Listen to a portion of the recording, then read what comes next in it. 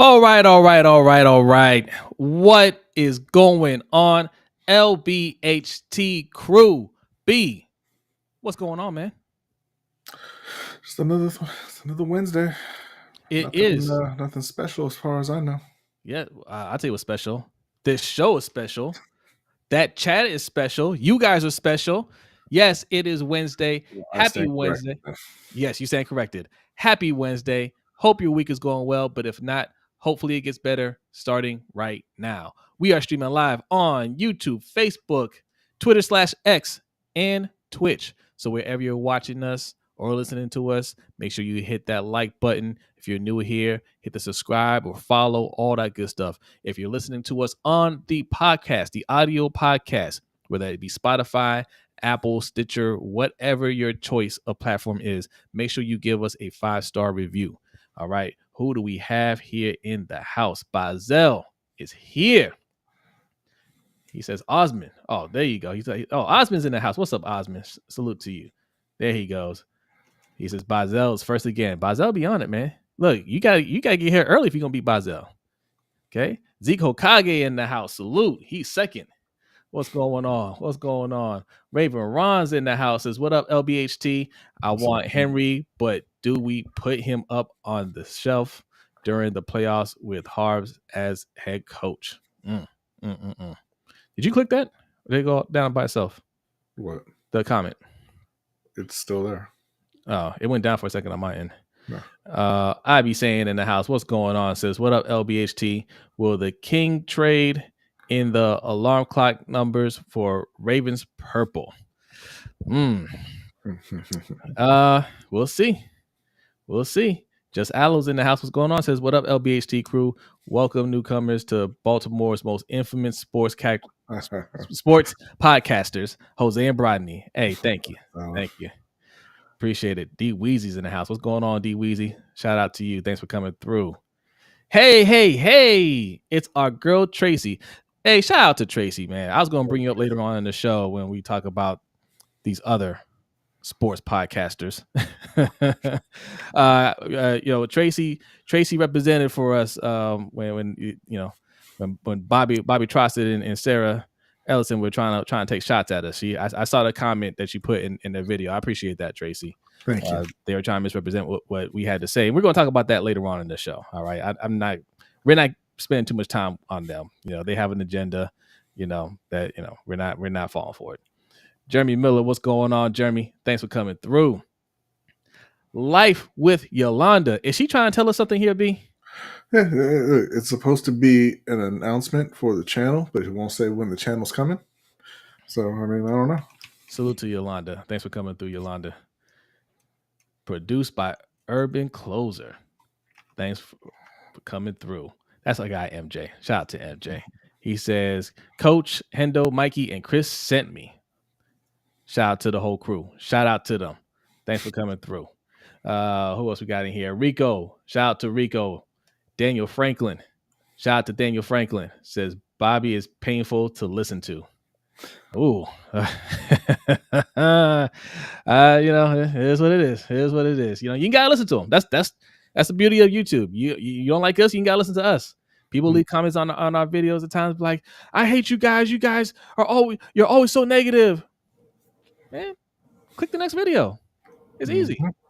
Ayo Fonz, what's going on? Ayo Fonz says defense is going to be fine. EDC need to open the pockets again for offense. I agree. We're going to talk about that. Keelan, what's going on? Thanks for coming through. What's up, Keelan? DDSQ in the house. And our guy, Killer, is in the house. It's Ola Jose, Mucho Gusto Brodny. What's up, Cam? Killer says Bobby was a Giants fan. That's all right. I used to be a Raiders fan. B used to be an Eagles fan. Correction, I was a Randall Cunningham fan. Yeah, you were. We all love Randall. Okay. Till the Eagles get dirty. Yeah. Look, we'll talk about them later on. All right. What's going on, Ravens girl? Thanks for coming through. Like I said, I don't want to give them too much energy, to be honest. Okay, that's what they said was a joke.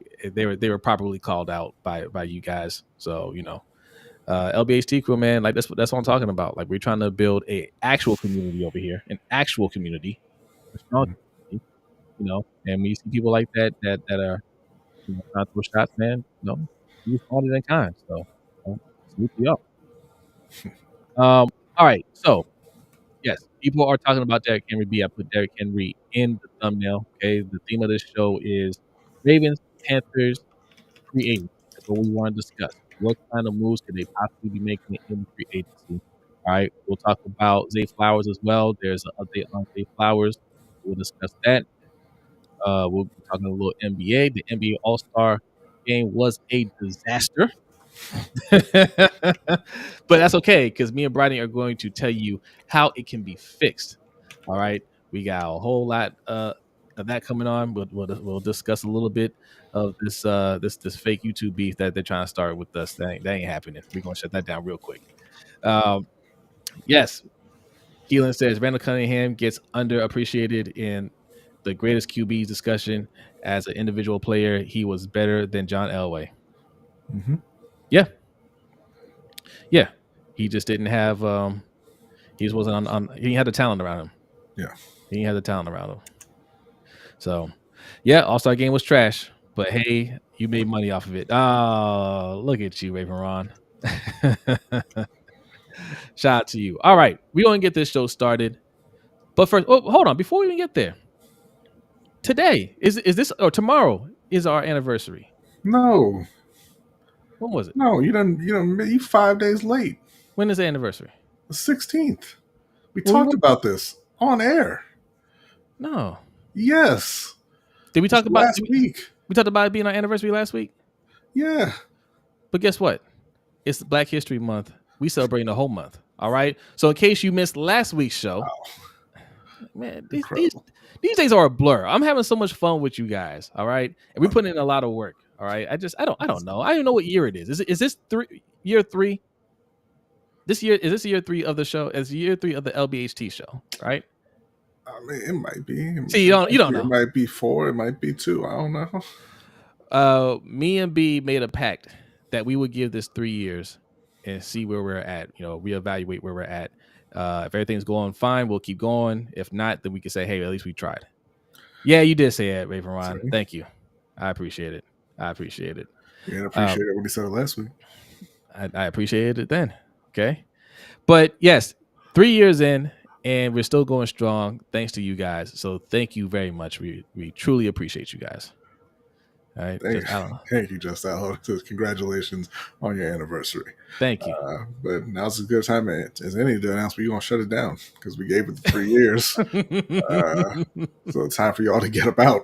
This is going to be a real short show. It's not going to be a short show. We're going to get this started. But first, we like to start every show with a Black History fact and be in a Akole. And Akole is not Brodny, by the way. Okay? No. He's a person, not a real person. But he's a person. All right. They have a Black History fact for you. He is real. It's very real.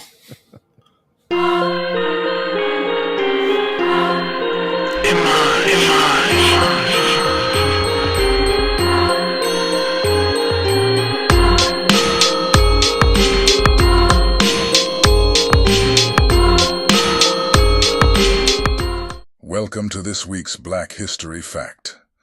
Malcolm X, born Malcolm Little in 1925, was a pivotal figure in the American Civil Rights Movement. Raised amidst racial adversity, his father's mysterious death and his mother's institutionalization marked his early years.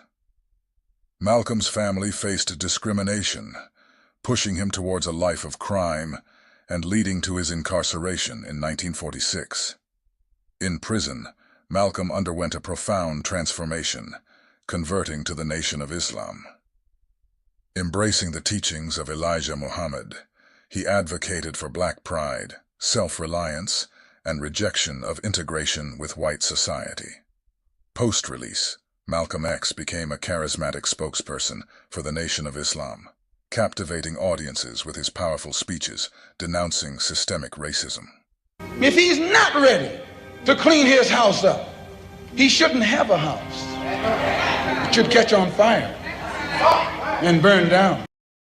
and bring about the freedom of these people by any means necessary.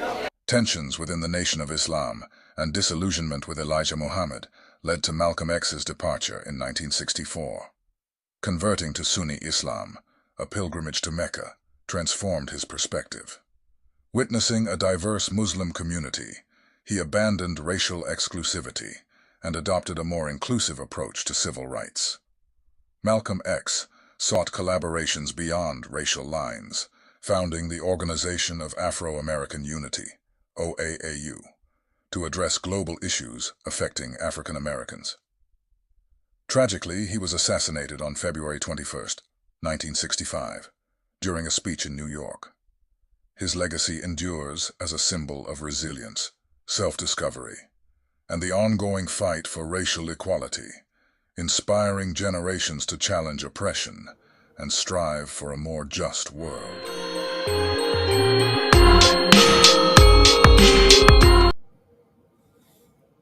You are muted. I don't know why. Because I muted it. Every week. I muted Every week. it. Look, it's a new system. I gotta get used to it. All right. Salute to Malcolm X. All right. I Yes. appreciate that one. And shout out to Okole, who is definitely a person. He's a very real person. I don't know why you keep calling into question how real of a person he is. You're right, B. I should not be raising any alarms here because we're gonna have a discussion later. And it has to be for patrons only. Okay, patreon.com/LBHT Show. We gotta discuss some things here. Okay, you guys seen the movie Terminator? You guys know who Skynet is. All right. All I'm saying is open AI. I'm just saying. Okay. Yes, I mean, Okole might be he might be down with them. I don't know. Okay. Anywho, so we got some. You said what? Okole's our guy. He's our guy. They're all our guys. We're friends. We're all friends. Richard Eric, what's going on? Richard Eric says hello. Hello, Richard. What's going on, Jay? Shout out to Jay the Six. Thanks for coming through. You got Living Big with Big Reg in the house. Says, what's good, everybody? What's good with you, Big Reg? Yes. Great fact. Thank you, Zeke. Appreciate that. Kevin Latif says, hashtag fire Harbaugh. Okay. Careful. Some people might call you toxic. We're going to talk about that later as well. Where we want to start? Free agency. All right. We got a Panthers video that's going to be dropping here in a couple days. We were talking about who needs to stay, who needs to go. You guys saw the video about the Ravens players who we think should stay and who should go. Okay. What we're going to talk about now is who they should try to go after. Okay. Both teams. I guess we're starting with the Ravens. Derrick Henry. Now, you guys seen the tweets out there that, there's, the rumor is that they're looking to bring in Derrick Henry. B, what do you think about this? Yeah, they are the betting favorite as of right now to sign Derrick Henry. And supposedly they have kind of been putting it out there that they're looking to bring in a kind of a marquee running back. I think probably should have done it a couple months ago. Yeah. When he could have been part of your title run, and I think that there's no point. I won't say there's no point. He's still a good player. He's still a good running back. He's still a big upgrade over what you had in Baltimore. But I think there are better options available in free agency, potentially, and available via trade. And so there's no reason to kind of lock yourself into Derrick Henry right now. Mm-hmm. Why are you aiming for, why are you aiming for less before even exploring your other options? Yeah. Okay. So 2 things. One, I hate how these betting odds have kind of replaced reporting somewhat, right? Like they replace sources. Mm-hmm. It gets reported that, hey, they're the betting favorites, and people look at that as some sort of like actual source. It's just gambling. Like that doesn't come for anything, right?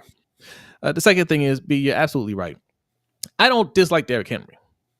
But the problem I have, if we do this, okay, yes, he would upgrade the running back room easily. But he's what, 30 now? Yep. He was already declining in carries year by year, right? And he plays a very, very physical style, and it's taken a lot of punishment over the years. The problem I have with this is he could have more in the tank, and if he had a big year and postseason, that wouldn't surprise me. But he could fall off, and that also wouldn't surprise me. And the Ravens always find themselves taking a gamble on players like this, where there is some question, and we're hoping there's enough in the tank we can get them at a good price, and we can say, "See, genius move." And a lot of times, what happens is we'll get Derrick Henry, get in the year, fresh legs. He looks great. Everybody's like, "Yeah, EDC did it again. EDC did it again." But then he gets dinged up a little bit. He stumbles into the playoffs, gets in the playoffs, and he's not as effective. Yeah. Right? No, absolutely. And I think that, you don't want to buy, we always talk about this. You don't want to buy a player's decline. And that is what they'd be doing. So, I mean, look, not 100% guaranteed, right? Like some players just have more longevity than others, and that could be Derrick Henry. But most likely, you're talking about a running back who's going into his 30s, who's had a ton of carries. You're going to be buying his least effective years. Whereas Saquon Barkley is available in his prime. Josh Jacobs is available in his prime. I see in the chat there, DeAndre Swift. He's available. He's in his prime. People are kind of down on DeAndre Swift. He's a very talented player. It seems like maybe he can't. You can't really rely on him to be like a bell cow type of back, but they don't necessarily go for that in Baltimore anyway. Right. And if you can split touches between him and Keaton Mitchell when he comes back, and Justice Hill, and be just fine. And DeAndre Swift gives you a home run hit, another home run hitter, because Keaton Mitchell showed some of that ability last year, and hopefully he comes back completely healthy. But DeAndre Swift, I mean, he's been a very productive back over his career. So going to Derrick Henry, I thought it was a great idea at the trade deadline, because he kind of fits in with the team style. He was having a good year, and he could come in there and they could lean on him in the playoffs and kind of ride him to a Super Bowl. They said no. They said, we got to have that second round pick, even though, we didn't need the second round pick when it came to Roquan Smith, but whatever. And now after the fact, after we've lost and the run game was non-existent again in the playoffs, now let's go and get the aging Derrick Henry in free agency, and probably pay a premium for him. Yeah. All right, I want to break this down a little bit more too. I'm seeing a bunch of names in the chat, and all of them are names that I like. Josh Jacobs, Saquon Barkley, DeAndre Swift. I like all those names, right? But this is the type of gambles that the front office takes. They want to look like geniuses, and they come close to it, right? I can see the vision here. Man, we don't want to give up a second round pick or a third round pick for a guy that they're going to let go of anyway. We can just ride it out because we're good enough to win without him, which we were, right? We were good enough to win without him. And we could just pick him up in the offseason, and he'd be an added weapon to a already Super Bowl team, and you would have looked like geniuses if you did that, had you won. But you gambled and you lost. You didn't win. So now you get criticized for it. I don't like this sticking up for EDC saying, hey, well, he tried. Oh, well, it almost worked out. Oh, well, we could have won that game if Lamar would have ran. You see what I'm saying? You're saying if the quarterback would have ran more, who was already the leading rusher of the team. For the season and the game. For the season and the game. Had he ran more, we could have won. Instead of saying, let's get the guy who we can just hand the ball off to. and that guy would have done them dirty. Kansas City Chiefs, they're bad against the run. Yeah, but that goes to this comment here from Tyrone, saying if you're only going to run the ball 8 times when it counts, why pay any running back? And we've gone over this, and look, we could be wrong, but it is very much our opinion that they forget about the run game because they don't have a running back who can kind of force their way into the conversation. John Harbaugh obviously doesn't care if Gus Edwards gets carries in the playoffs. He doesn't think it's worth it. He doesn't care if Justice Hill gets carries in the playoffs. You're not going to be able to, or at least you won't be able to, and then skate on the criticism with Derrick Henry. Because Derrick Henry is a guy who has been a 2,000-yard back. He's been, he's an offensive player of the year type guy. He's been a guy who's carried teams in the playoffs. He's been a guy who's carried teams past Baltimore in the playoffs. Yeah. So you can't look at Derrick Henry and just be like, nah, have a seat. And not give him any carries like you can with a Gus Edwards or a Justice Hill. Well, to your point, B, when you don't have a main guy in the backfield, yeah, it's easy to forget about them, right? The questions after the game, even now, is why did the running backs only get 8 carries? Not why did Gus Edwards only get, I don't know how many had 3 carries or 2 or 4 carries or whatever it is. That's not the question, because Gus Edwards is just another guy. So the question is, why didn't the running backs collectively get more than 8 carries? Yeah. Right? If you have a Derrick Henry, then the question is, why didn't Derrick Henry get more carries? Mm-hmm. Right? Because he's a special player. And Harbaugh even kind of mentioned that after the game when they asked him about the game plan and lack of runs, and he said something to the effect of, well, we're in the game, we're going with the flow of the game, and we're not sitting there thinking, oh, what's the media going to say about us not giving the running backs the ball? I bet you if Derrick Henry's back there, you're thinking to yourself going into that fourth quarter, man, he only touched the ball but so many times, I'm going to get crushed for this. I bet you that thought crosses your mind. Thank you, Jacob. So that's why it's important to have difference makers on the team, because yes, it does hold the coach accountable to a certain extent. When a coach gets, kind of gets away from the game plan and nobody else is there to reel them in and say, hey, we need to do X, Y, and Z, the player will let him know, hey, you need to get me the ball, just like Travis Kelce did in the Super Bowl. Mm-hmm. Right? He did it violently. He almost killed poor Andy. Cam says, give Derrick's money to T. Higgins. The talk is that T. Higgins is going to get franchised and he's not even going to hit free agency. We'll see. He's going to stay in Cincinnati. So we'll see on that. I think they'll probably just give him the tag for one more year and then let him go or try and trade him. But as of right now, it looks like he's not going to be available for them to give Derrick's money. Well, I don't even look at it that way. I almost look at it as we only have one purchase to make. You can pay Derrick Henry and get T. Higgins. Yeah. Right? So I said they'll have to pay a premium for Derrick Henry, but running backs don't cost that much. So even if you're paying a premium, it's not going to be that big of a contract. And they need to make multiple signings. And it's not even, we're not even just talking running back, wide receiver, putting weapons around Lamar, which they should have been doing for the past 5 years anyway. You don't have any starting guards at this point on the roster. Like, not even, you've got them, but they're bad. They're both in free agency. Kevin Zeitler, his dead money hit the cap already. John Simpson, I don't think it looks like they weren't ever really planning on bringing him back. So they need to go out and do a lot of work upgrading the O-line. Now, maybe they go in the draft and try and do that, because it's pretty difficult to upgrade your O-line through free agency. But that's got to be a major, major focus, probably the number one focus for the Ravens going into this offseason. Yeah, it is hard to upgrade your O-line free agency, but they better use part of free agency to do it.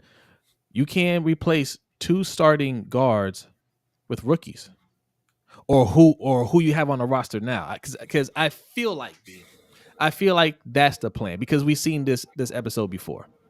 Hey, Ben Cleveland's ready to step up. Salah is ready to step up. Falele, he's ready to step up. I feel like it's going to be a combination of that. And maybe some of these guys do get better. Maybe. You can't rely on that going into the season. Yeah, or maybe they're Tyree Phillips and Ben Bredesen. Yeah. So, which do you think is more likely? And if you have to go into the draft to rely on it, so are we saying we're using our first round pick on a guard? It might. All right. Second round pick, third round. You guys know how I feel about EDC and second round picks. I mean, this organization really, because even Ozzy was terrible with second round picks. They're terrible. Yeah. If I had to guess, DeCosta seems to like using those mid round picks on guards. He's done it multiple times since he's been the GM.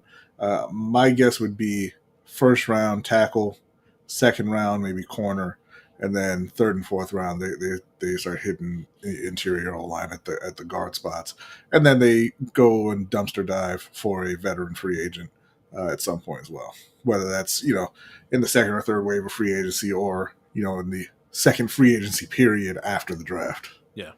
So if that's the plan at O-line, I'm not happy with that. Yeah. Even a tackle in the first round, yes, you got to do that, right? You have to, and it is hard to go and just pick one up in free agency or even trade for one. So that is a necessity. The guard position, you should have brought back Kevin Zeitler. You didn't put yourself in a good enough position to let these guys go and just say, we like our guys. They haven't looked good. Okay. We're hoping for Ben Cleveland. People keep bringing up Andrew Voorhees, who you've never seen play before. I don't understand this faith that you have in Andrew Voorhees that he can just be a starter. That boggles my mind. So we have some major question marks at O-line. That needs to be addressed first. Like Sonny said last week, build a wall. That's going to be extremely tough without really putting your focus there. And that might mean that we do have to pass up on getting that top wide receiver that I want. Mm-hmm. But that'll be okay, because even with spending most of your resources building a wall, you can still spend money on a running back. Running backs don't cost that much. So if it's Derrick Henry and a really good O-line, I'll take it. But Saquon Barkley, okay? Get Saquon Barkley. That's a playmaker who is going into his prime right now. Yeah. All right. Well, enough about that team. Nobody really cares. This is the biggest story here, and it's sort of tangentially Ravens related as well, I guess, according to some people in the flock, and that is Brian Burns, who is Carolina's edge rusher. He's the only edge rusher in Carolina. He's coming off an 8-sack season because he is the only edge rusher in Carolina. He is supremely talented, but he is, he suffers a lack of production because of the players around him, mostly. Yeah. 25 years old. I believe he's going to be 26 at the start of next season. And he is a free agent at this point. Carolina drafted him in the first round several years ago. They were offered a couple first-round picks from the Rams. They said, no, we got to keep Brian Burns. That's our guy. Brian said, okay, pay me. And they said, what? No, not like that. And so now, they're kind of in this standoff where, they weren't really close on their offers to Brian Burns, who in season, the talk was he was looking for close to $30 million a year, which is what, edge rushers are getting. You probably could have talked him down a little bit from that, but it sounds like they weren't trying to pay anywhere near that. So now they're sitting here with no edge rushers, because even Frankie Louvu, who is a pretty decent pass rusher for them, he's a blitzer. He's not an edge rusher, right? Cheer Gross-Matos is nothing. Marquise Haynes, that hasn't worked out over the past 4 or 5 years, 6 years, however long it's been now. I mean, he's been there for a while. So they don't have anybody who can get after the quarterback. Even Derrick Brown, not really a pass rusher, right? So they're in a position where they're looking at Brian Burns, and I guess what they're saying is one pass rusher is not really going to make a difference, but you have to kind of start somewhere, right? You can't just Absolutely. completely remove the pass rush element from your defense and expect them to be able to defend anyone, right? Yeah. So, they're going to have to, if they can't work out a long-term deal right now, they're going to have to franchise tag him. Yeah. And at that point, it's anyone's guess whether or not they'll say, now we're open for business, come get Brian Burns, or if they'll actually try and work out a long-term deal with him. All right, 88 people in here. Go ahead and hit that like button. If you're new, hit that subscribe button. All right. And if you're looking for the super chat, there are two ways we do it over here. One right below B.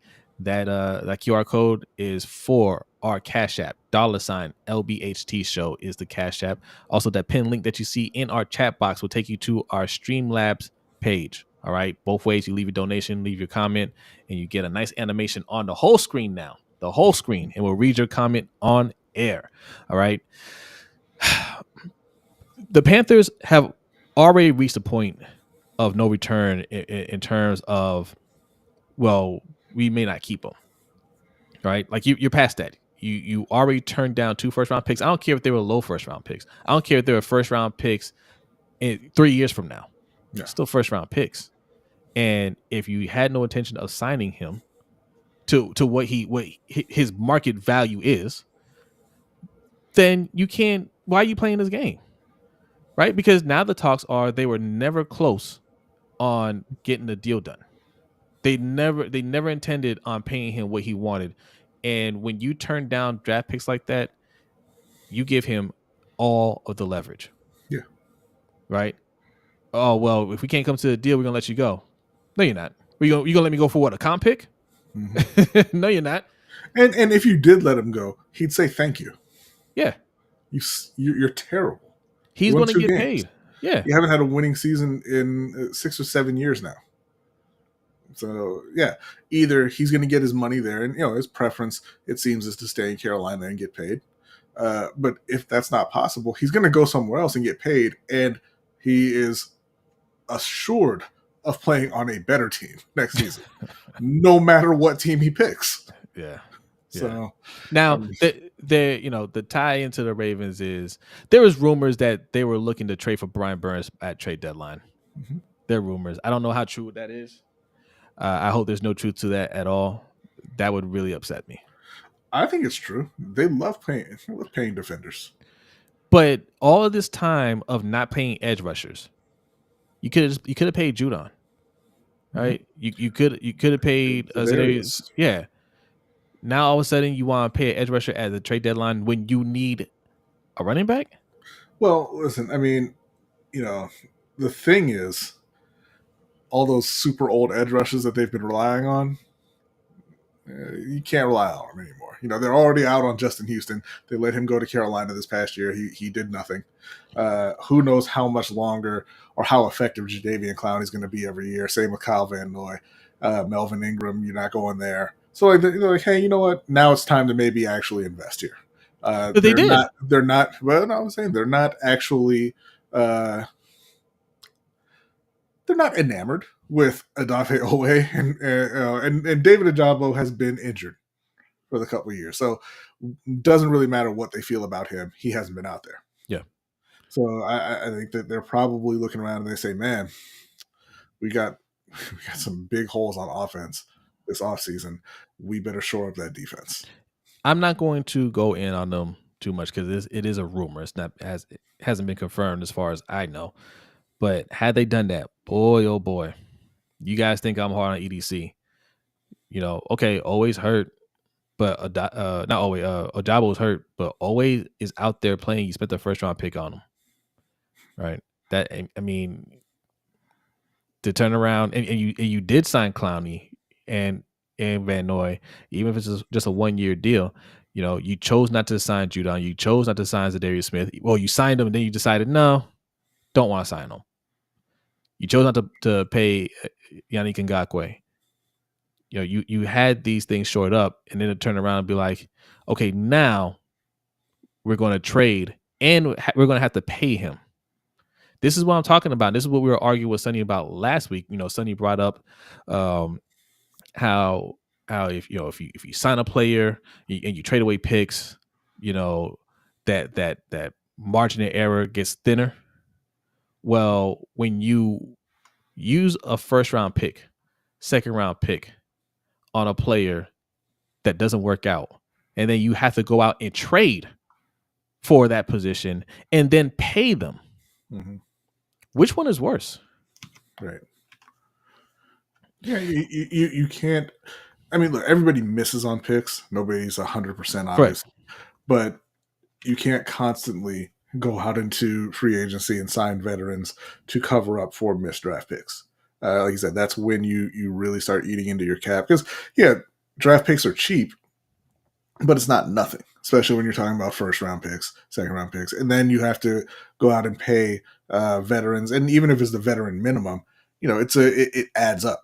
And a lot of these guys aren't on minimum contracts. It's not a lot of money, but like I said, when you have to sign multiple vets to kind of cover up for your drafts, it adds up. And then you can sit around and say, hey, yeah, I'd love to actually fix some things on the offense, but we don't have any money now. Yeah. But, and shout out to Anonymous for a $15 donation. It says, greetings, brother men. Have the most excellent show. Thank you. Thank you. I appreciate that. Salute. But yeah, the Panthers,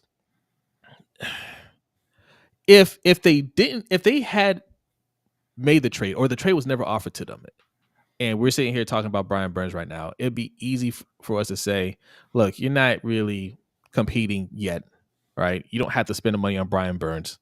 Okay, you're doing a full rebuild. If you can't work, I mean, he's young enough to where you can make him a part of the rebuild. He is young enough. He's only 26. But if they decided, man, we just let him go out there and be great with a winning team, and we'll just rebuild this thing from the ground up.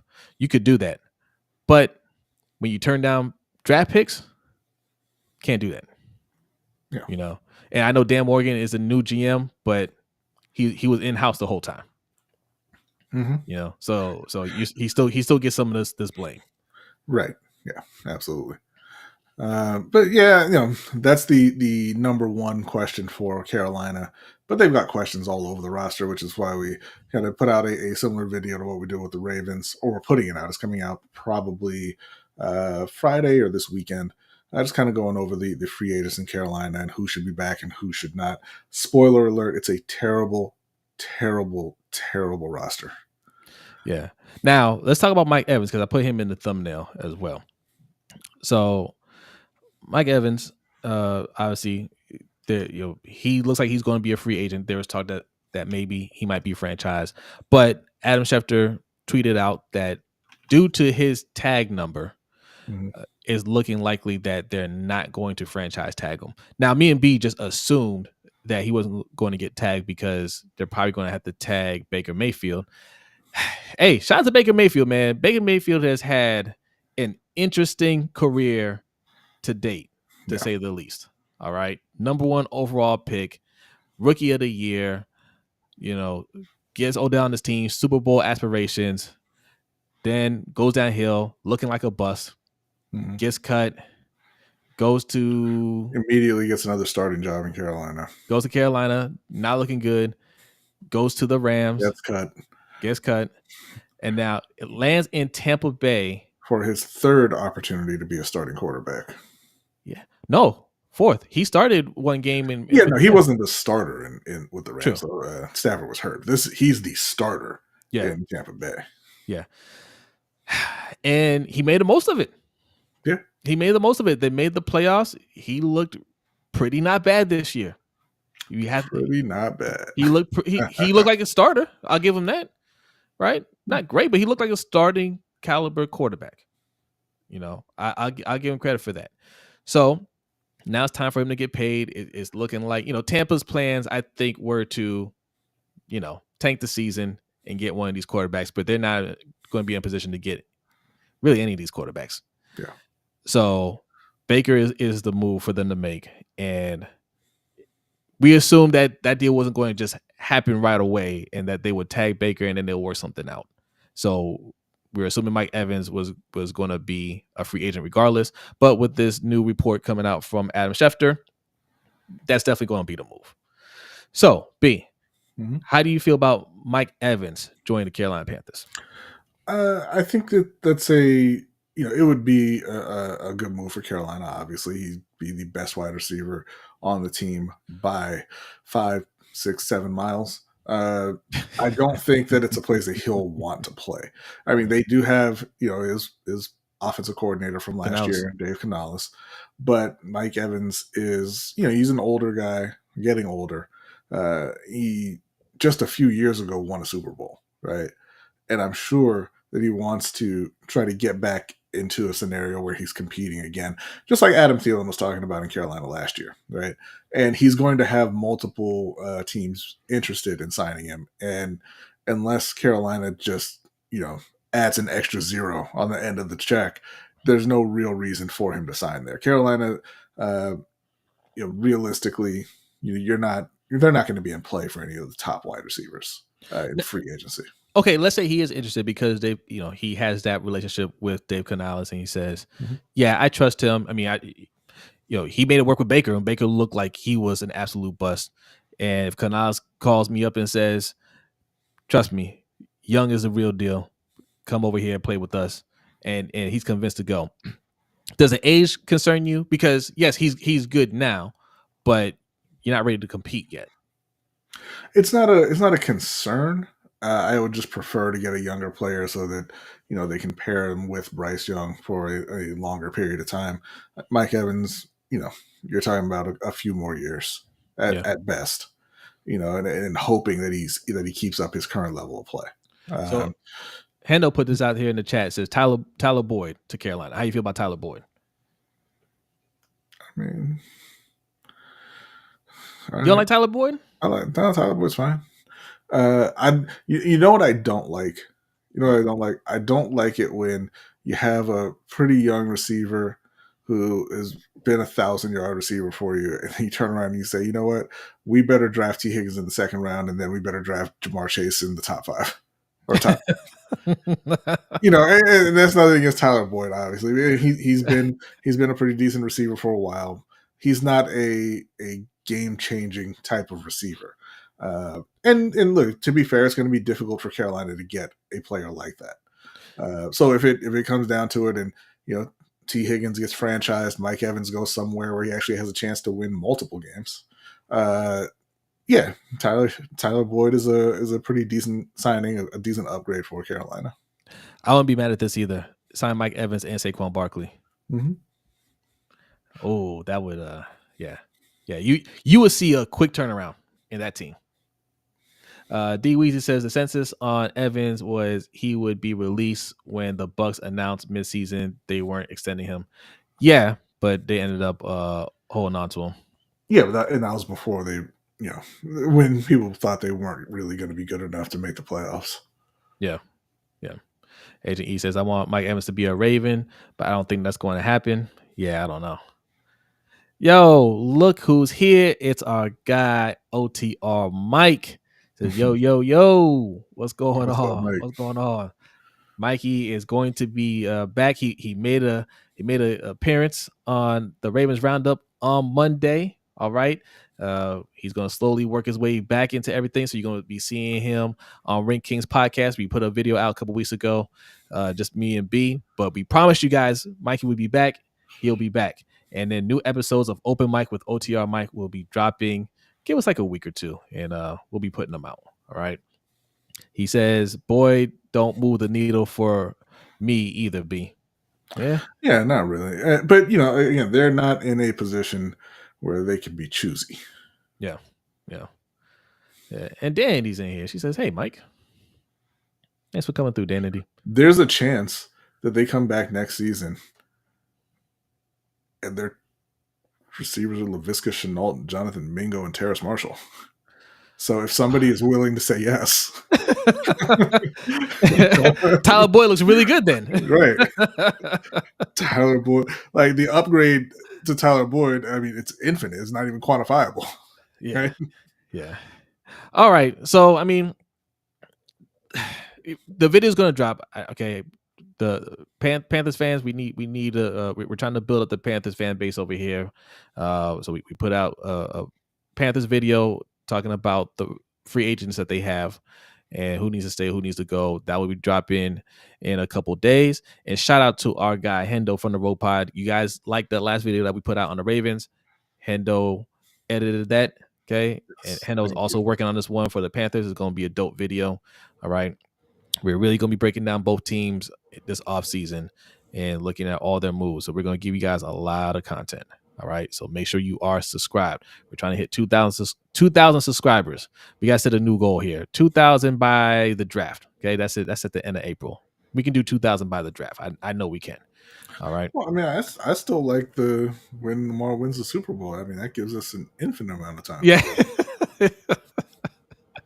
I want 3,000 by then. We'll definitely hit 2,000 by then. Yeah. And Jay wants to remind you that you also have Adam Thielen. Oh boy.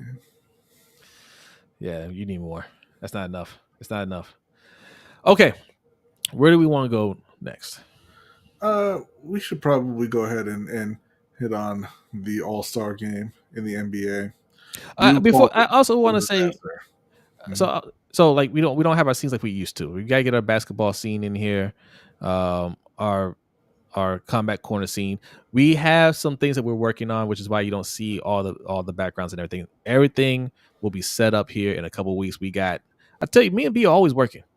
We're always working. We have some new stuff for you, but it's going to be a couple more weeks before we're 100% on our setup. So just bear with us.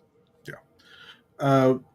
You called this a disaster. I don't think it was a disaster at all. I didn't type that. You typed that. But you called it a disaster, which is why I typed it.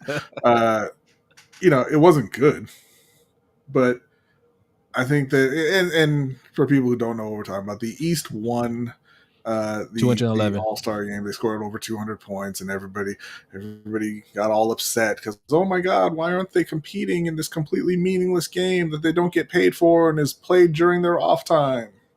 Well, that's your answer. Why would they care? You took away any incentive for them to care about that game. It's during their vacation. They don't get paid to play it. Nobody's going to go out there and play hard and potentially get themselves hurt before the stretch run going into the playoffs of the season. And, and listen, they used to compete is overblown, just like everything is with older sports fans and nostalgia.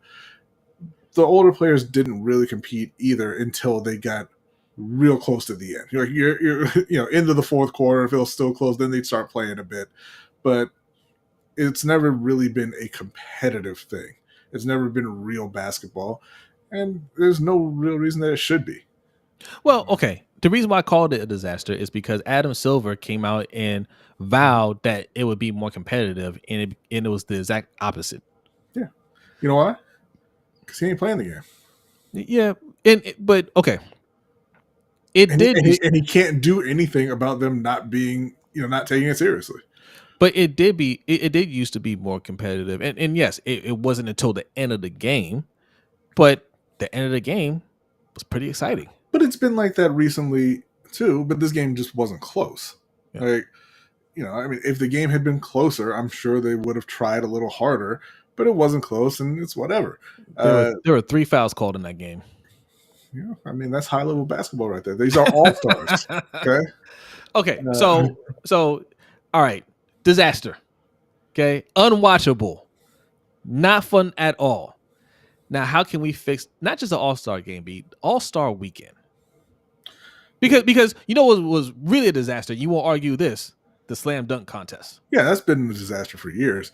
And that's because, again, you're not going to get high level players or marquee players to participate in it because it's just too difficult to do something that's going to be crowd pleasing.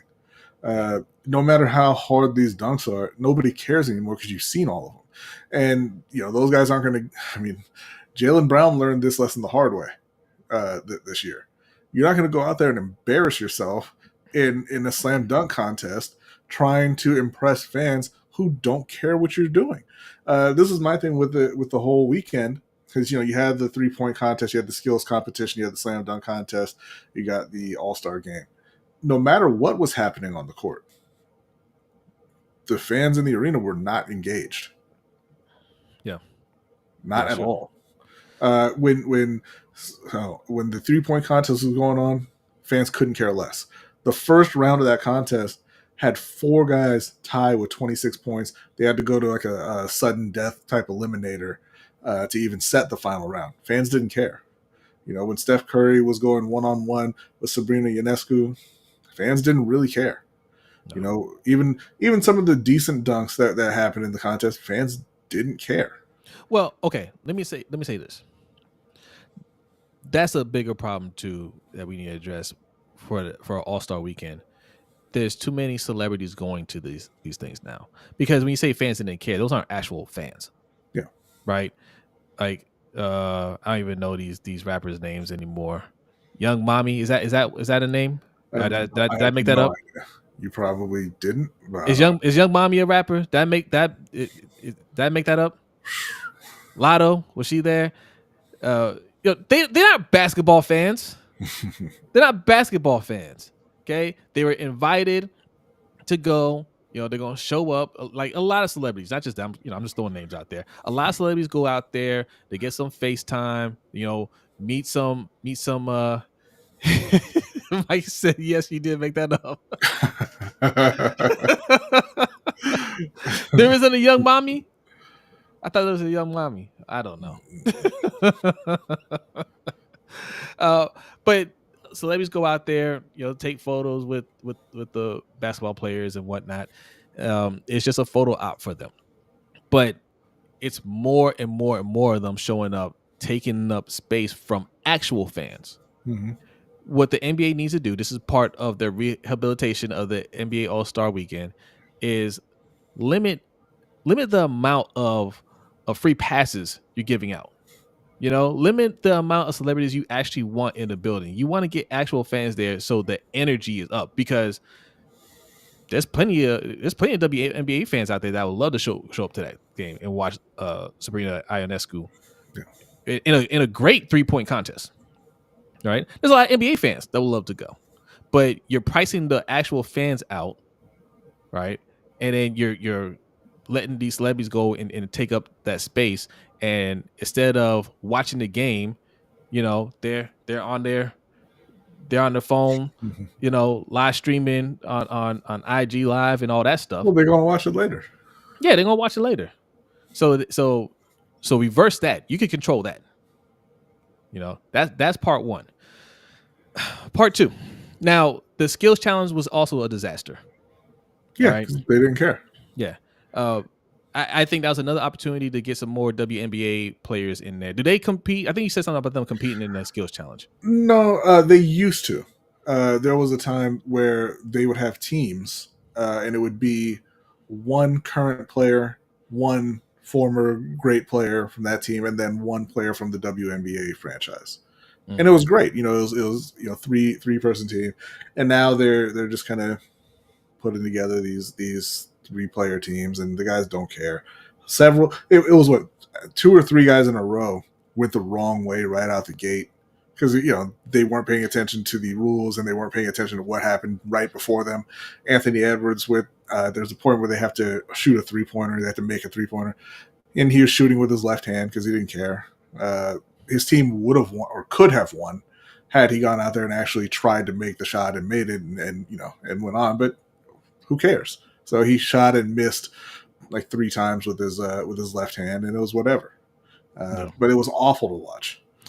Yeah, bring back the. I like that format. Mm-hmm. One current player, one former player, a WNBA player. Right. I think this is a good opportunity to incorporate more WNBA players into the All-Star Weekend to help promote that league. There's a lot of great players that are in the league now and about to come into the league. Yeah. Right. And WNBA is becoming more and more popular now. Mm-hmm. So this is a perfect time to promote women's basketball. And okay, the All-Star game itself. Okay, I want to say the slam dunk contest for last, but the All-Star game itself. How can we make it better? Well, one, start paying them again. Mm-hmm. Right? Because they didn't get paid. They didn't get any kind of bonus for the All-Star game, did they? No. So if there's no monetary incentive, that's going to kill any kind of any kind of competitiveness right there. In fact, you have to increase the bonus. It has to actually be worth going out there and playing for, right? Oh, if we win this game, we get 500,000, we get $1 million. Yeah, okay. We're having fun the first 2.5 quarters, but now we got to close this out, right? They want that extra chunk of change. Yeah, you saw how hard teams played in the in-season tournament. It was 500,000 for each player. Yeah, LeBron was out there playing hard in every one of those games. Yeah, right. But yeah, there has to be some sort of incentive, and I don't like people talking about, oh well, give home court to whoever, whichever conference wins. I saw another possible thing. Hey, let the winner select the finals format, whether it's 2-2, 1-1-1, or 2-3-2, like it used to be. And I'm just like, no, it shouldn't be something that's going to affect the outcome of the championship series, possibly, right? Because again, there's players in that game who know that they're not going to be competing for a title. So why would that matter to them? Yeah. D Weezy, okay, he's on to something here. You're close. He says a Rising Stars / WNBA mixed squad game. I think that could be interesting. Take it a step further. Mixed squad game in the NBA All-Star game. If you're not going to incentivize these players to take the game seriously, right? Only 3 fouls called in this All-Star game. You can absolutely let the women play with them. Mm-hmm. And in fact, if you do that, that would help balance things out, because women are more skilled than men, right? They can't do the dunks and everything like the men can. They're not physically, they're not as athletically gifted, but skill wise, they're not. They don't have to take 33 pointers to hit 5. Yeah, right. They can drain those shots, and that leaves room for more of a spectacle. Like they can set those guys up for alley oops. They can make the wild passes and all that stuff. You can kick them out to the women, and they'll drain those threes, no problem. I think it would be a more entertaining game if they did do it that way. Yeah. But it's going to be a more entertaining game if the players who are playing in the game have some reason to care about the game, whatever that reason is. Yeah. WNBA players are going to care because they want to get that kind of, even more exposure. NBA players in that format will care because you don't want to get embarrassed by the WNBA players, right? If it's money, you're going to care because you're getting money in your pocket. But if it's just, Skeletor going up behind his podium talking about you're going to try hard. No, they're not. They're going to go out there and they're going to do whatever they feel like doing because you can't do anything to them. Yeah. All right. Slam dunk contest. You guys like this mug? Ravens Roundup, okay? Every Monday night, 9 p.m. Eastern Time. Go over to Sip to Tally Films and you can get yourself a mug, okay? Slam dunk contest. B, how can we fix the biggest disaster of all? We don't. No, you do. It's outlived its usefulness really as a marquee event. The game is about shooting the three. That's what it's about. People care more about shooters than they do dunkers. The top players in the league are shooters, not dunkers. You've seen, what else do you want these guys to try and do physically? They've been doing this dunk contest for 40 years. They can't do anything else. Okay, I'm going to tell you. I want to go back to good, clean dunks because they're trying these different things and they look goofy. When's the last time you looked at any of these players and said, oh, that was a good dunk? You haven't. No. Now, like we discussed, the slam dunk contest needs to be comprised of non-NBA players. Mm-hmm. Okay? Because there are people, they take this craft seriously. I ain't talking about basketball, I'm talking about dunking. Right? They have slam dunk competitions all over the place, all over the country. Okay. You can get the best slam dunkers out there and let them put on the spectacle for, $500,000, $1 million, whatever they decide. You will see the most serious dunks you've ever seen. Look, but this is the end. I see, Mike in the comments saying they need more star power, things like that. And yeah, look, more star power, and bringing in, players from a different source, not the NBA, G League, or whatever, is going to get people more interested initially. Yeah. Okay. How many times can you see somebody do a between the legs dunk and be excited? It's just not, the dunks just aren't exciting because they can't physically do anything else. I think it'll hold up for a lot longer than you think. Right? This is only a once a year event. Yeah, but it's a once a year event that's been going on for 4 decades. Like we've seen the dunks that they can do realistically, and they're just not exciting. They're incredibly difficult. They're impressive to pull off, but they're not exciting because you've seen the dunk before. I disagree a little bit. I think they'll even if you've seen them before, they'll be exciting, especially now because they just haven't been executed well in such a long time. Right? Like these. No, some guys have. Like Aaron Gordon and Zach LaVine, they had a good little battle in the dunk contest. How long ago was that? Mac McClung, he did very well last year. Yeah. People don't care because it doesn't matter how good you are at it. They've seen someone else do the dunk before. You can't do a dunk that you've seen somebody else do and expect the crowd to be excited. Again, I gotta go back to the first point we made about the crowd. Actually get some actual NBA fans back to those games, and you'll see the crowd a little bit more lively. But I think in the short term, at least, I would do that and monitor that. And if interest falls off, then yeah, we can get rid of it. But I think they can definitely rejuvenate the slam dunk contest. My man said dunk out a helicopter. You know why? you know why? You know why Alex said that? Because seeing a human being jump off of the basketball court and do anything that results in them dunking the basketball is Alex, not going to be exciting to you. Alex, you're not helping out here. You're not helping. Okay, so we successfully written out the game plan to fix the NBA All-Star Weekend.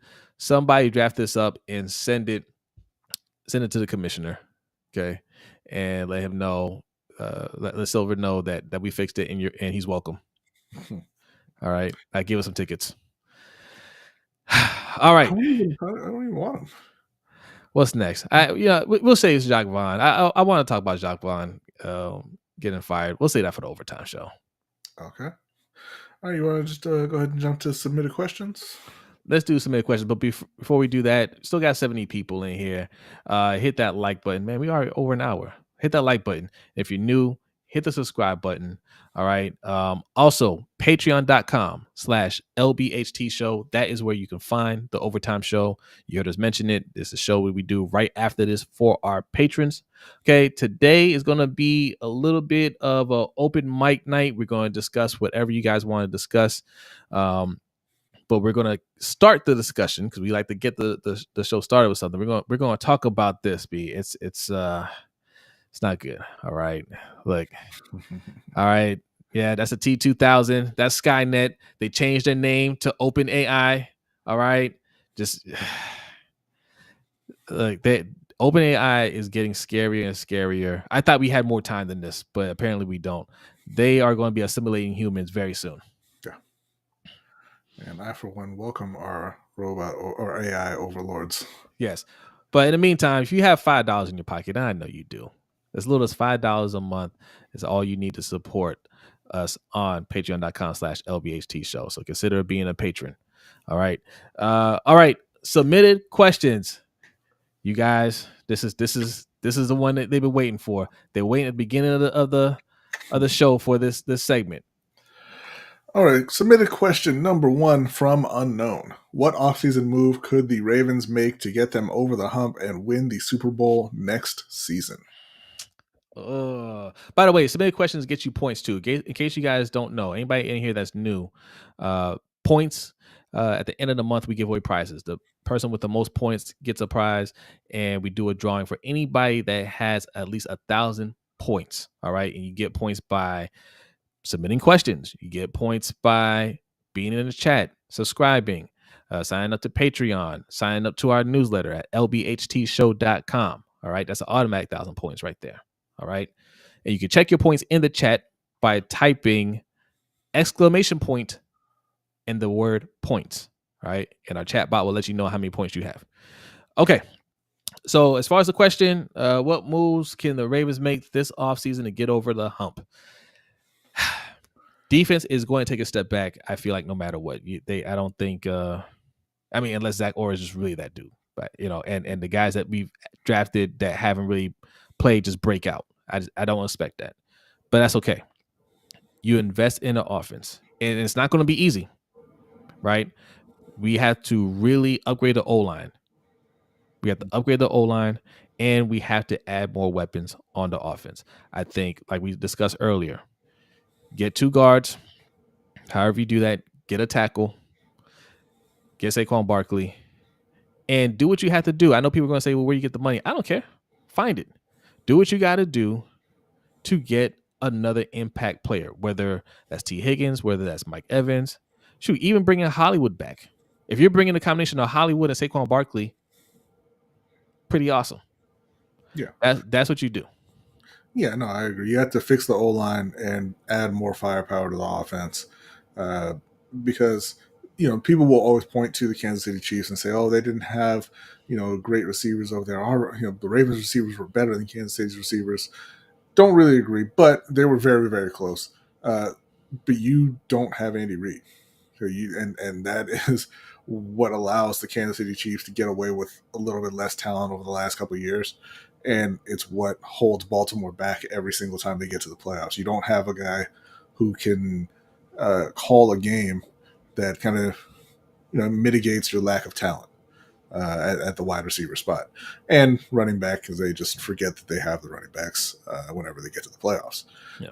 Next question from Michael. This is, if the Lakers and Clippers face each other in the playoffs, who will win? I know this is going to sound like a homer pick, but you cannot pick the Los Angeles Clippers to beat anybody in the playoffs at any time. It's obviously the Lakers. Yeah, I mean, that's 7 straight home games for the Lakers. The Clippers are the most unserious team in the league. They have all the talent to be good, and they're like, "Nah, we're good. we're good on that." I can't. I mean, I can't. You can't pick the Clippers. You can't do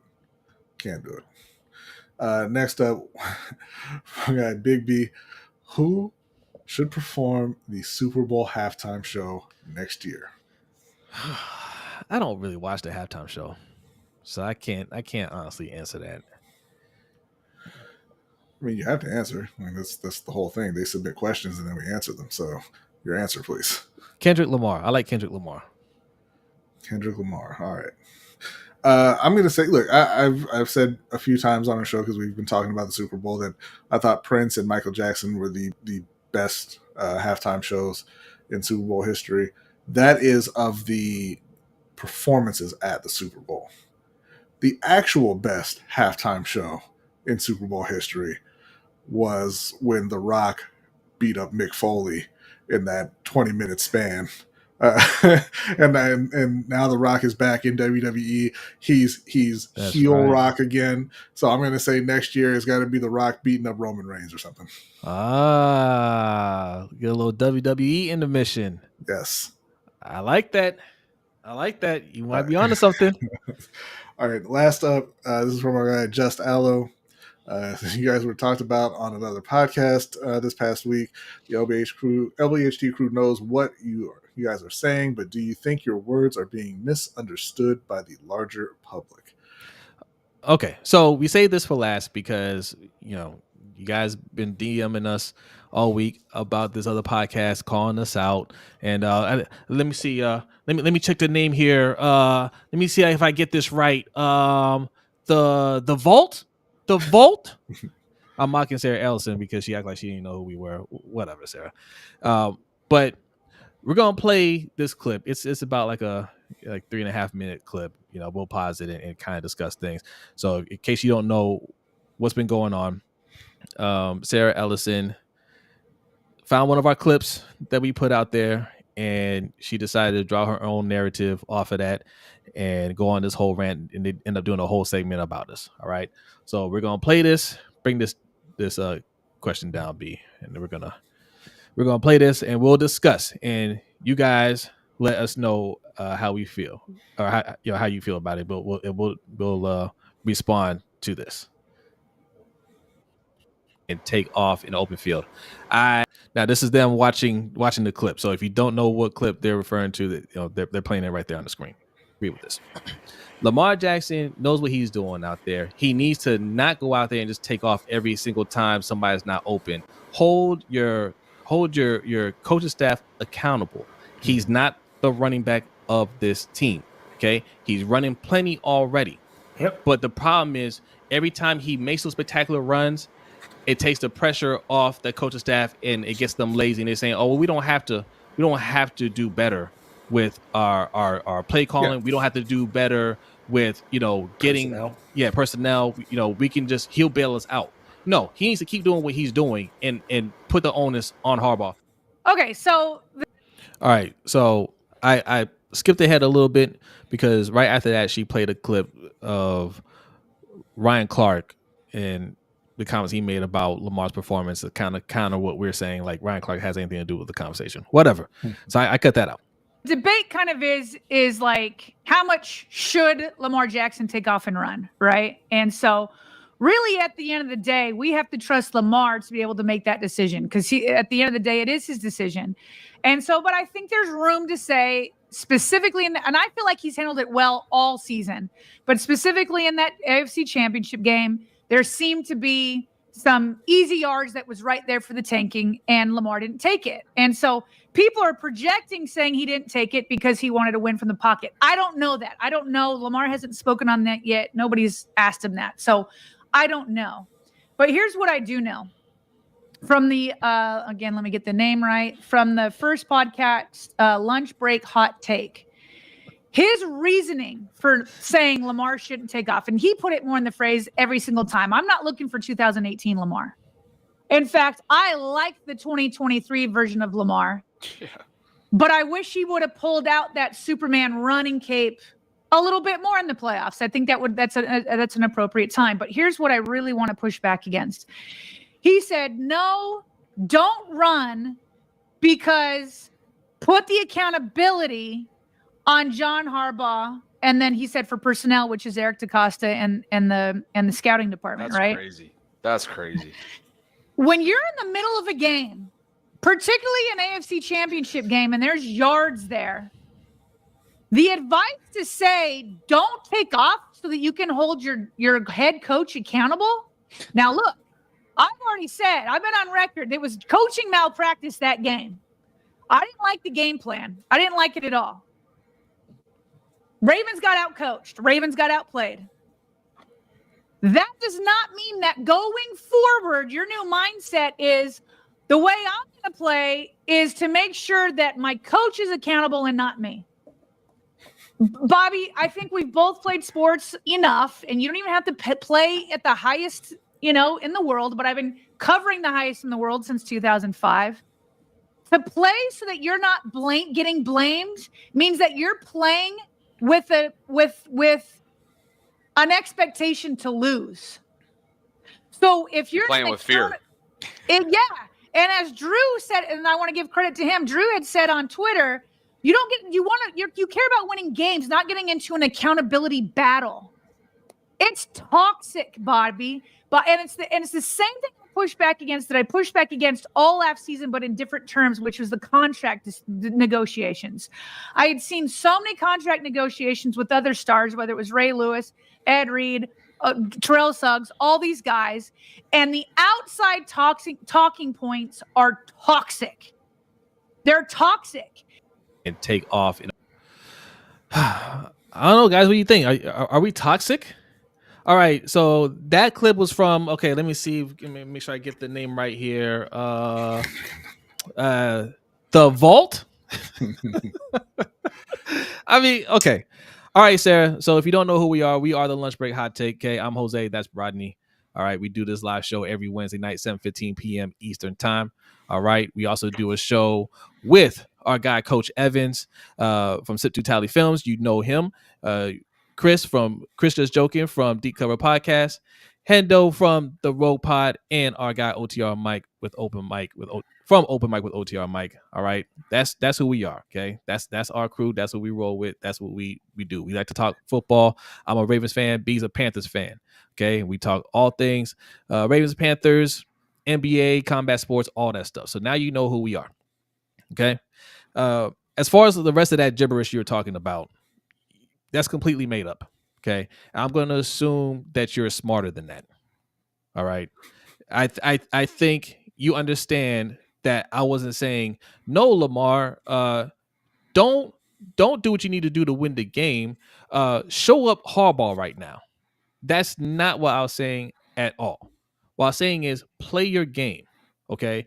And don't worry about what people think you need to do. It's not your job to run the ball. That's on the coaching. Okay. And you already admitted in that clip that it was a terribly coached game. So what are we even talking about? Mm-hmm. Yeah. No, she's arguing nothing. Right? Yeah.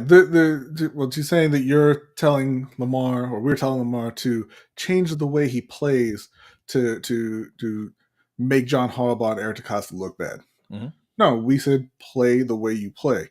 Sarah and Bobby and everybody who agrees with them are the ones saying, no, change the way you play. Run more than you maybe or feel like you're comfortable running, right? He ran more than anybody else on the team. He ran for more yards than anybody else on the team. He caught a pass, right, and took it for 13 yards. He's playing his game. Now, for you to come out and say, well, we lost, so you just need to do more. You need to do this, you need to do that, you need to do this, and never say, hey, you know what? Maybe Eric DeCosta needs to put some more talent around you. Maybe John Harbaugh and Todd Monken need to adjust the way they're calling the game is ridiculous. It's utterly ridiculous because we don't ask this of other quarterbacks. Right. We don't look at other quarterbacks and say, well, your run game's not working. Why don't you run more? You know what I'm saying? We don't ask this of other quarterbacks where they say, hey, the coaches aren't calling a great game. Why don't you become the offensive coordinator? You know, we don't ask other quarterbacks to put the entire team on their back and do everyone's job to get the win. We hold the other coaches, the other front offices accountable. Now, that's not saying that Lamar was perfect in that game. He wasn't. You know, he played an okay game outside. You know, he had a couple of really, really terrible throws. And he made a few plays.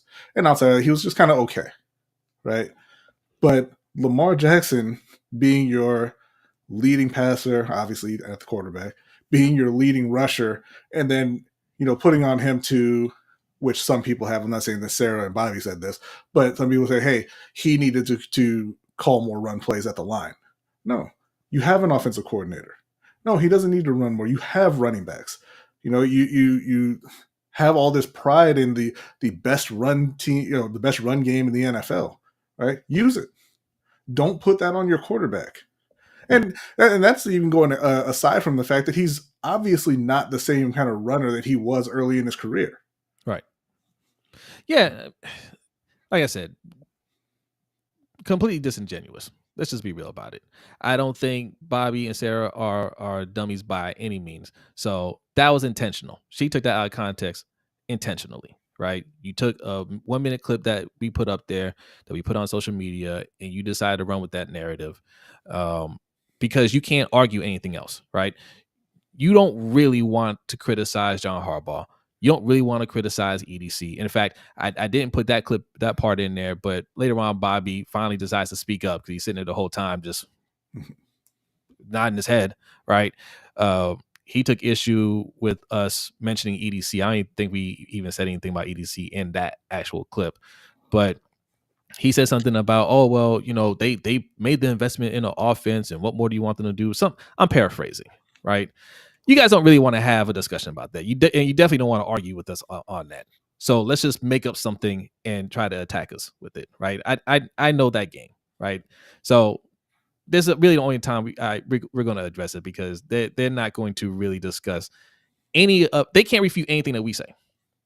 Nothing. If you really want to know about us, if you really want to know what we're saying, the videos are out there. Okay, Sonny was just out here last week. He was on the show last week, and we debated a whole bunch of topics. Okay, you're not going to debate us as well as Sonny debated us, and you don't want to either.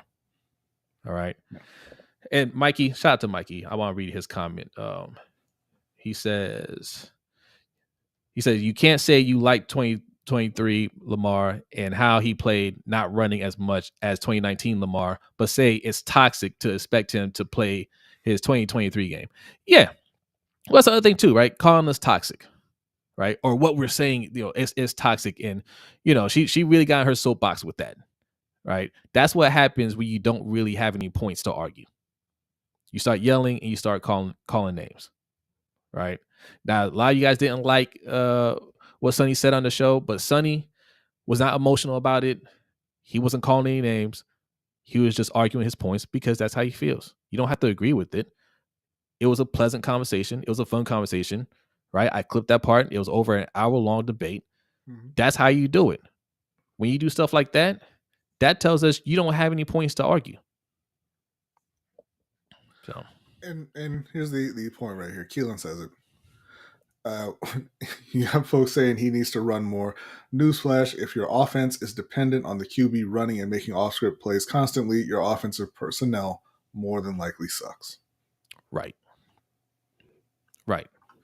The argument is about why Lamar didn't take off and run, because it's the big game and you can't worry about what people are saying.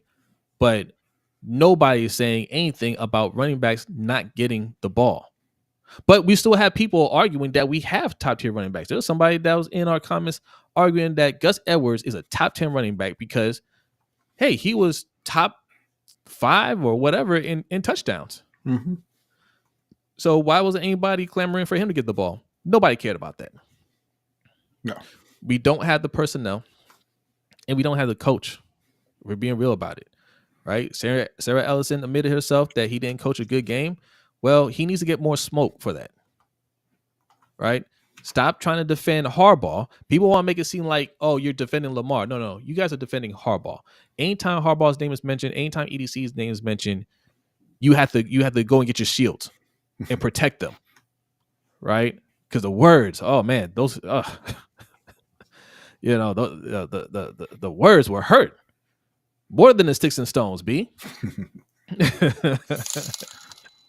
And shout out to Anonymous for a $10 donation. Says, should Grade 8 lead the Ravens after this contract? What I wanted, Anonymous, was and cover your ears, guys. This might be toxic.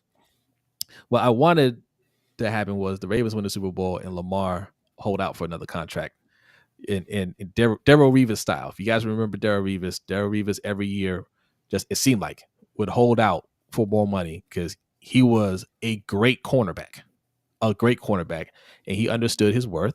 And he said, hey, yeah, yesterday's price ain't today's price. And now you got to pay me again. And you know what happened? He get paid again. Yeah. And that's why I want it for Lamar. Well, and my opinion, I don't think he should have signed this contract in Baltimore. Me neither. The way that they ran the team when he was on his rookie deal, well, it reminded me a lot of the way Carolina ran the team when they had Cam Newton, right? Yeah. When you have a mobile quarterback, a lot of teams, a lot of coaches, a lot of GMs, they say, we don't need a great O-line because so-and-so can escape the pressure. We don't have to have the best run game because, Cam and Lamar can run. Right. We don't need to have top flight wide receivers because our quarterback will make plays. And, you go and you put more money into the defense and you lean on that superstar at the quarterback position, the dual threat. And you let them take the blame when it doesn't go well. That was what was going on in Baltimore all throughout his rookie deal. I'll give DeCosta credit for going and getting Odell Beckham, some credit. He made a great pick with Zay Flowers, but they have not done enough. They've done the bare minimum in surrounding Lamar with talent. And I just don't see any reason to believe that would change. So, if I were Lamar, I wouldn't have signed this deal. I would have told Baltimore I wanted out. Yeah. But, if it continues to go that way, I certainly wouldn't re-sign again with the Ravens. No. And he should have made more demands if he was going to do that. Like, no, I said Odell and Hopkins. You need to get Hopkins as well. Right. Mhm. But yeah, I'm with you. I want to. And look, I'm glad he's here. I'm a Ravens fan. I'm glad he's here. But the way they tried to squeeze him out, and the way this organization talked about him, right, through their media outlets, even by their own person, Ryan Mink, no way. No, I'm standing on that. I asked for a trade, and you're gonna have to trade me. I'm not resigning. Yeah. All right. So that's all the submitted questions. Yeah. If you want to submit a question for points, just reach out to us. Okay. We're everywhere. All the social media that you can think of, just about, it's at LBHT Show. All right. It's all the same. Or you can email us, LBHTShow@gmail.com. Right. You can DM us, email us. We post a community tab, post your question in there. And, however you get the question to us, get it to us. If we read it on air, you get points. Yes, use that community tab. Jeremy uses that community tab. All right. What else we got? That is about it. We can go to the trivia What's up, time Dre? and then get out of here. All right. Salute to Dre. All right. Look, we can pick this up more if you want in the overtime show, right? This is going to be kind of an open mic night. So it's whatever you want to talk about. So go over to patreon.com/LBHT show. All right. If you have as little as $5 in your pocket, you can be a part of the conversation, and you can steer the conversation in whatever direction you want. What's going on, Suge? He says, Zay Flowers, the wide receiver that has less production than Pickens. Yeah, but the wide receiver who had more production than Pickens in his rookie year. Ooh, Zay was a rookie this season. That's right. Keelan said something else earlier. I want to bring this up. He says that clip of Odell telling Lamar in the first quarter, down only 7, hey man, you gotta run, gotta make something happen. It pissed him off. Him telling Lamar that he means he was locked up and deflected onto Lamar. Yeah, I know Odell was trying to encourage him, but no, man, don't tell me I need to make something happen. You need to make something happen. Yeah. All right? That's what we brought you in here for, to be a difference maker. You need to make something happen. I'm making things happen. It's frustrating. It's always on Lamar, and that's the fault of this front office and this coaching staff. Mm-hmm. All right, trivia time. Trivia time real quick. This is a pretty easy one. I think. How many mascots did the Ravens have initially, and what were, well, I was supposed to say they named, or the names. What were they named? Yeah. Huh. I don't know. I thought they only had the one. Mm. All right. Pay the bills. What's going on? All right. Look, this is also for points. The first 3 that get it right get points. All right. If you don't know it, please, for the love of God, use Google. So it's 2, right? Oh, no. The answer. Oh, that's a part of the question. How many and what were their names?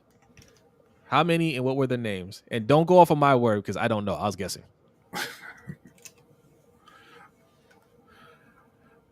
And if you want some bonus points, what year did they go down to 1?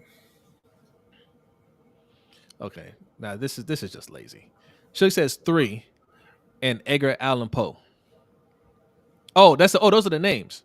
Edgar Allan and Poe. Oh, okay. I thought you were saying 1. Okay, I'll take it back. Suge, you're not lazy. Is that could be it? Suge, you might be right. I don't know. Not could be. Suge is correct, but unfortunately for Suge, he was not in the top 3. Oh man, sorry, Suge. We had Alex Rada got it first, followed up by Danity right here, and then just Allo with the Edgar Allan Poe. I feel like because Suge, being a Steeler fan, knows this answer, he should get a couple points. Think so? Yeah, I think he should get a couple points. Hard disagree. Oh, well, I tried, Suge. I'm sorry. All right. All right, it looks like Hendo said he was first. Hendo was not first. I don't care.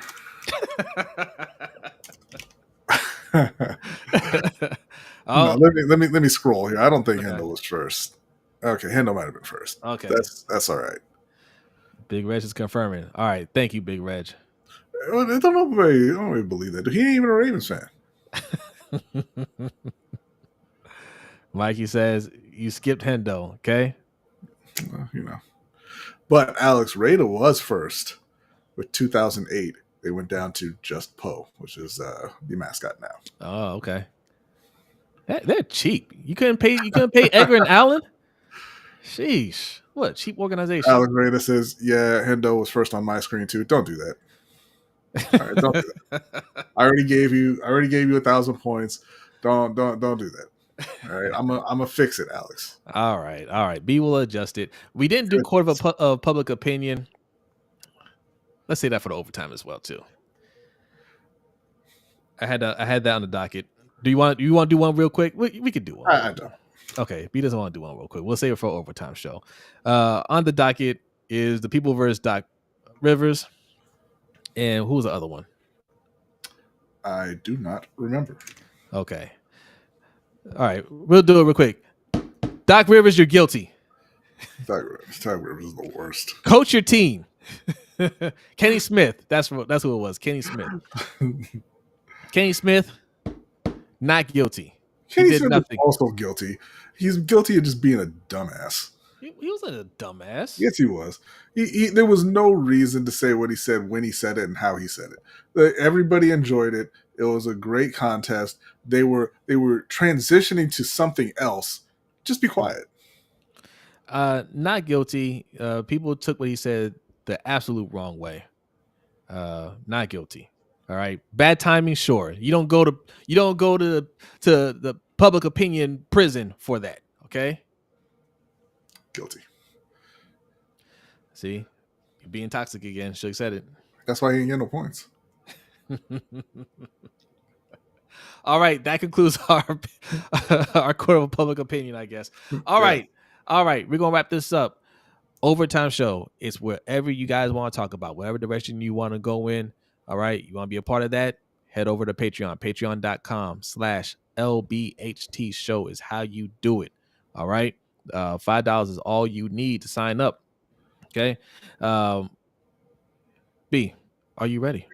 I am. I love this. A tight hour and a half. It'll be every week. We definitely we deserve it after going an hour over last week. That was stupid. It was fun though. Yeah. It was fun. All right. Be on the lookout for some more content later on this week. We're gonna be dropping some new stuff. So stay tuned for that. Otherwise, patrons, get ready. Overtime show is starting next. Everybody else, have a great night, and we will see you next time. Peace.